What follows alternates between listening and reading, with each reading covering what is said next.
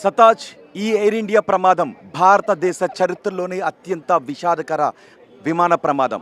ప్రపంచ దేశాలన్నీ కూడా ఈ విమాన ప్రమాదంపై దిగ్భ్రాంతిని వ్యక్తం చేస్తున్నాయి. ప్రపంచ దేశాధినేతలందరూ కూడా ఈ విమాన ప్రమాదం గురించి ఇప్పుడు ఆరా తీస్తున్నారు.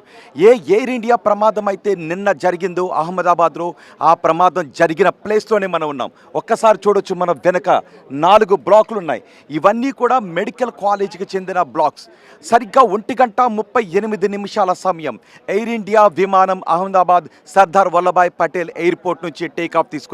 ఇక్కడ నుంచి మనం చూస్తున్నాం బిగ్ టీవీ స్క్రీన్ పైన మొత్తం మసి పట్టేస్తున్నటువంటి 4 బ్లాకుల్ని. ఆ చివర కనిపిస్తుంది కదా, ఆ బ్లాక్లోనే ఆ విమానం కుప్పకూలిపోయింది. ఆ బ్లాక్ అంతా కూడా మొత్తం విరిగిపోయింది. ఆ బ్లాక్లోనే ఉన్న విద్యార్థులు ఎక్కువ మంది చనిపోయారు. ఈ ప్రమాదంలో 241 మంది ఆ ఫ్లైట్లో ఉన్న వాళ్ళు చనిపోయారు. ఒకే ఒక్కరు మాత్రం బతికి బట్ట కట్టగలిగారు. అండ్ ఈ బిల్డింగ్లో ఉన్న వాళ్ళు మెడికల్ స్టూడెంట్స్ 24 మంది చనిపోయారు. మొత్తం 265 మందిని పొట్టన పెట్టుకున్న అత్యంత విషాదకర ప్రమాదం చోటు చేసుకున్న ప్రదేశంలోనే ఇప్పుడు బిగ్ టీవీ టీం ఉంది. మన వెనుక చూస్తున్న ఇదంతా కూడా ఎన్డీఆర్ఎఫ్ సిబ్బంది ఉన్నారు. నిజానికి ఇక్కడికి నిన్న విమాన ప్రమాదం జరిగిన తర్వాత ఆ బిల్డింగ్స్ వరకు కూడా వెళ్ళటానికి అవకాశం ఉంది. ఆ చివరన కనిపిస్తుంది కదా, నల్లగా మసి పట్టేసున్నట్టుగా కనిపిస్తుంది కదా, ఆ లోపలే ఇప్పుడు ఆ ఎయిర్ ఇండియా విమానం ఉంది. పేలిపోయిన విమానం ఇప్పుడు అక్కడే ఉంది. చూడండి ఒక్కసారి, ఇదిగో ఈ 4 బిల్డింగులు కూడా అగ్ని కీలల్లో చిక్కుకుపోయాయి. నిన్న 1,25,000 లీటర్ల ఫ్యూయల్ ఉంది ఆ విమానంలో. అది లండన్ వెళ్తూ ఉంది. ఢిల్లీ నుంచి బయలుదేరిన విమానం అహ్మదాబాద్ వచ్చింది. అహ్మదాబాద్లో హాల్ తీసుకుని అక్కడ నుంచి లండన్కి బయలుదేరి వెళ్ళింది. ఆ విమానంలో 1,25,000 లీటర్ల ఫ్యూయల్ ఉంది. ఒక్కసారిగా ఆ విమానం ఈ హాస్టల్పై పడటంతో పెద్ద బాంబు పేలినట్టుగా పెద్ద విస్ఫోటనం సంభవించింది. ఆ సమయంలో ఈ హాస్టల్స్లోని విద్యార్థులు కూడా మాడి మసైపోయారు. అక్కడ చాలా హృదయ విదారక దృశ్యాలు కనిపిస్తున్నాయి. నిజానికి ఇప్పటికీ అక్కడికి వెళ్ళి చూస్తే కొన్ని మాంసపు ముద్దలు కనిపిస్తున్నాయి. ఇది అత్యంత విషాదకరం, గుండెల్ని కలచివేసే ఘటన. మన ఇక్కడికి ఎవరిని కూడా రానవట్లేదు. నిజానికి పోలీసులు కూడా బ్యారికేడ్లు పెట్టి వెళ్ళిపోండి అని చెప్తున్నారు. నేను ఒకసారి ఇటు ప్యాన్ చేసి కూడా చూపిస్తాను. మీడియా సిబ్బంది సురేష్ ఒకసారి అటు ప్యాన్ చేద్దాం. ఓకే. అటు ఈ బ్యారికేడ్లు పెట్టి అటు నుంచి వెళ్ళిపోమని చెప్తున్నారు. సో ఇక్కడ మనం ఒకసారి అటు బ్యాక్ అంతా ప్యాన్ చేస్తే మీడియా సిబ్బంది అందరినీ కూడా ఇక్కడే ఆపేశారు. ఈ బ్యారికేడ్లు దాటి మాత్రం వెళ్ళనివ్వడం లేదు. ఎందుకంటే అక్కడ ఇంకా మాంసపు ముద్దలు అక్కడక్కడ పడి ఉన్నటువంటి మాంసపు ముద్దలు ఉన్నాయి. ఆ కాలిపోయినటువంటి ఆ దేహాలను రాత్రి మ్యాక్సిమం తీసేశారు, కానీ ఇంకా కొన్ని ఉన్నాయి. పూర్తిగా కాలిపోయినవి కూడా కొన్ని ఉన్నాయి. వాటన్నిటినీ కూడా ఇప్పుడు తీయడానికి ఎన్డీఆర్ఎఫ్ సిబ్బంది మనం చూడొచ్చు. అటు సైడ్ ఒక బ్యారికేడ్లు ఏర్పాటు చేశారు, ఇటు సైడ్ ఏర్పాటు చేశారు. ఈ మధ్యలో పోలీసులు మొత్తం దీని అంతటిని కూడా కార్డన్ చేశారు. అక్కడ ఇంకా ఫైర్ ఇంజిన్ ఇవన్నీ కూడా మనకు కనిపిస్తున్నాయి. ఇటు మనకి ఇటు సైడ్ ఆ లెఫ్ట్ సైడ్లో ఉన్నదే సివిల్ హాస్పిటల్. ఇక్కడ ఈ హాస్పిటల్ ఉంది. ఈ ప్రమాదం జరిగిన ప్రదేశానికి సరిగ్గా ఎన్ని కిలోమీటర్లు ఉందో తెలుసా? ఎయిర్పోర్ట్ కేవలం 2 కిలోమీటర్ల దూరం మాత్రమే ఉంది. ఎయిర్పోర్ట్ రన్వే సరిగ్గా ఆ ఎయిర్లో ఈ ప్రమాదం జరిగిన బిల్డింగ్స్కి ఇప్పుడు మీరు బిగ్ టీవీ స్క్రీన్ పైన చూస్తున్నారు కదా, ఆ బిల్డింగ్స్ దగ్గర నుంచి కేవలం 2 కిలోమీటర్ల దూరంలోనే ఉంది. అంటే విమానం టేకాఫ్ తీసుకున్న తర్వాత 2 కిలోమీటర్ల దూరంలోనే పడిపోయింది. ఇక్కడే ఈ హాస్టల్ భవనాలు ఉన్నాయి కదా, చూడొచ్చు ఆ పెచ్చులన్నీ కూడా ఊడిపోయాయి. ఆ చివరినున్న భవనం అయితే మొత్తం అది చాలా వరకు శిథిలమైపోయింది. ఒకవేళ ఎక్కడ కాకుండా కొంచెం వెనకకి కొంచెం ముందుకి ప్రమాదం జరిగి ఉంటే ఇది ఇంకా మహా తీరని విషాదాన్ని నింపి ఉండేది. ఎందుకంటే ఇటు నుంచి కొంచెం ముందుకు వస్తే, కొన్ని మీటర్ల ముందుకు వస్తే సివిల్ హాస్పిటల్ ఉంది. ఇంకా ముందుకు వెళ్తే అంతా సిటీ ఉంది. ఆ తర్వాత సబర్మతి రివర్ ఉంది. ఆ రివర్ ఆనుకున్న అంతా కూడా సిటీ ఉంది. రామ్నగర్ కూడా ఇక్కడే ఉంటుంది, సిటీ ఉంది. మొత్తం ఈ సిటీలో ఎక్కడ పడ్డా దీని ప్రమాద తీవ్రత చాలా ఎక్కువగా ఉండేది. ఒకవేళ రోడ్లపైన పడి ఉంటే పెద్ద ఎత్తున ఇంకా ప్రమాదం జరిగి ఉండేది.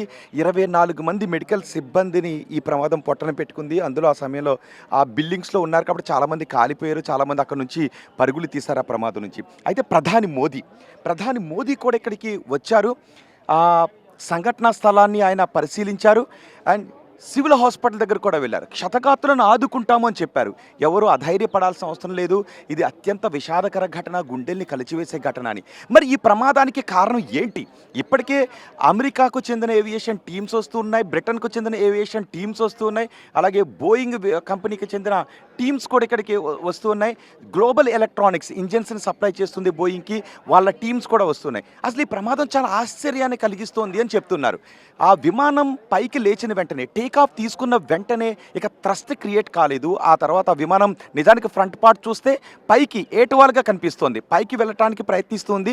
ఆ విమానం ఆ ఫ్రంట్ పార్ట్ పైకి ఉండగానే కిందకొచ్చి ఒక్కసారిగా పెద్ద శబ్దంతో విమానం పేలిపోయింది. అదిగో చూడండి ఒక్కసారి, ఆ 4 భవనాల్లోనే భావి డాక్టర్లున్నారు. భావి తరాలకు ఏదైనా జరిగితే చికిత్స అందించాల్సినటువంటి డాక్టర్లు ఈ హాస్టల్లో ఆ సమయంలో భోజనం చేస్తూ ఉన్నారు. ఒక్కసారికి ఇక్కడ పడటంతో ఆ డాక్టర్లు 24 మంది ప్రాణాలు కోల్పోయారు. అంటే ప్యాసింజర్స్ మాత్రమే కాదు, ఇక్కడ డాక్టర్లు ఏ సంబంధం లేని డాక్టర్లు ఈ ప్రమాదంలో ప్రాణాలు కోల్పోవడం ఇంకా విషాదాన్ని కలగజేస్తుంది. వాళ్ళ కుటుంబ సభ్యులందరూ ఇక్కడికి వచ్చి రోధిస్తూ ఉన్నారు. తమ బిడ్డలు ఈ సివిల్ హాస్పిటల్ కాలేజ్లో ఉన్నారు, పీజీ చేస్తూ ఉన్నారు, ఇంకా కోర్సులు చేస్తూ ఉన్నారు, ఎంబీబీఎస్ చదువుతున్న వాళ్ళు ఉన్నారు. వీళ్ళందరూ ఉన్నారు, మంచి మంచి డాక్టర్లు అవుతారు అని వాళ్ళ తల్లిదండ్రుల కలలకంటూ వాళ్ళు అనుకుంటూ ఉన్నారు. కానీ ఆ ప్రమాదం ఫ్లైట్ విమానం వచ్చి ఆ హాస్టల్స్పై పడేటప్పటికి ఏ సంబంధం లేని డాక్టర్లు చనిపోవటం ఏంటి అని ఒక ఆశ్చర్యం, మరింత దిగ్భ్రాంతి, మరింత ఆందోళన కలిగిస్తూ ఉంది. ఆ విమానంలో 241 మంది చనిపోయారు. రాజేష్ అనే ఒక్క వ్యక్తి మాత్రం, అతను లండన్ వాసి, భారత మూలాలు ఉన్నటువంటి వ్యక్తి. అతను ఒకరు 11A సీట్లో కూర్చున్నారు. అతను ఎలా బతికగలిగాడు 11A సీట్లో కూర్చున్నది కూడా ఆశ్చర్యకరమే. ఎమర్జెన్సీ డోర్ ఓపెన్ చేసుకుని తను కిందకు వచ్చేశాడు. ఈ ప్రమాదంలో విజయ్ రూపాని, గుజరాత్ మాజీ ముఖ్యమంత్రి, ఆయన కూడా చనిపోయారు. అయితే ఈ ప్రమాదం ఎలా జరిగింది అన్న దానిపై డీజీసీఏ విచారణ జరుపుతుంది. ఇతర దేశాలకు చెందిన ఏవియేషన్ సంస్థలు విచారణ జరుపుతున్నాయి. అంతిమంగా డీజీసీఏ తేలుస్తుంది ప్రమాదానికి కారణం ఏంటి అని. ఇంజిన్స్ ఎందుకు ఫెయిల్ అయిపోయాయి, 2 ఇంజన్లు ఎందుకు పనిచేయటం మానేశాయి, ఢిల్లీ నుంచి ఇక్కడ వరకు వచ్చిన విమానం ఇక్కడ నుంచి ఎగరటానికి ఎందుకు ఇబ్బంది పడింది, ఇక్కడ ఏం జరిగింది, కొన్ని చెప్తున్నారు, టెక్నికల్ వర్డ్స్లో చెప్తున్నారు. స్లాట్స్ ఉంటాయి, కొన్ని ఆ రెక్కల దగ్గర ఉండేటువంటి భాగాల అమరిక సరిగా లేదు, ఇలాంటివన్నీ చెప్తున్నారు. మరి ఢిల్లీ నుంచి ఆ విమానం ఇక్కడి వరకు ఎలా వచ్చింది, 2011 నుంచి ఆ విమానం ఇప్పటి వరకు సేవలు ఎలా అందించగలిగింది, ఇవన్నీ కూడా మళ్ళీ డౌట్స్. అంటే నిన్న ఏం జరిగింది, నిజానికి విమానం కొంత ల్యాండ్ అయిన తర్వాత మళ్ళీ ఆ విమానం టేక్ ఆఫ్ తీసుకునేటప్పుడు దాని ఫిట్నెస్ని టెస్ట్ చేస్తారు. ఆ ఫిట్నెస్ టెస్ట్ చేసే క్రమంలో దానిలో ఉన్న సాంకేతిక లోపాన్ని గమనించలేకపోయారా, ఇది మానవ తప్పిదమా, లేదు అంటే నిజానికి యాక్ట్ ఆఫ్ గాడ్ అనేది మాత్రం మనం అనలేం, ఖచ్చితంగా మానవ తప్పిదమే. ఇలాంటి ప్రమాదాల్లో తరచి చూస్తే ఏదో ఒక మూల ఖచ్చితంగా మానవ తప్పిదం చాలా కనబడుతూ ఉంటుంది, నిర్లక్ష్యం కనబడుతూ ఉంటుంది.